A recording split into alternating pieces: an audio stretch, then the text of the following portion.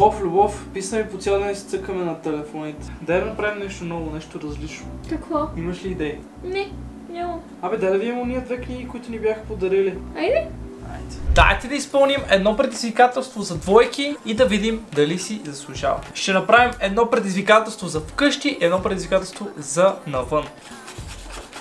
Всеки един избира компилация от смешни клипове или един такъв около 10 минути. Ако партньорът ви се засмее, губи една точка. Ако не успеете, вие губите една точка. Определете време по ваш избор. Загубилият най-много точки ще трябва да качи снимка на стори в Instagram, която партньора му е избрал. Ние ще го сведем до един рунд и загубилият просто ще трябва да качи снимка, която не харесва. Така, избираме ето това видео, Try Not to Laugh. Is usually the part that you remember anyways. I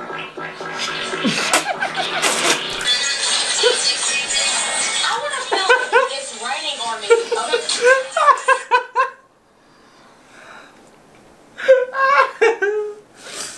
Браво, Яни. Добре, загубих една точка.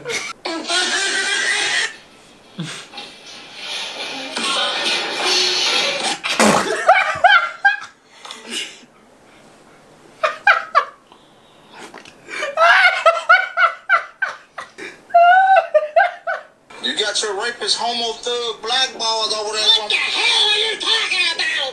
Illegal drugs. Аз загубих, Меги не се изсмя нито веднъж, така не изпли водата. На мен не са ми смешни такива видеа. Ами на мен са ми много смешни. Дай кача тази снимка на стори. Може да измисля и друга.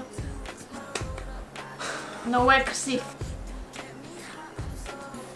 Може вие да си поръчате от книгите на Предизвикай. Това е техният Instagram, да се позабавлявате и напишете кое предизвикателство вие сте изпълнили. Последвайте, ако искате да видите и предизвикателство от книгата 18+.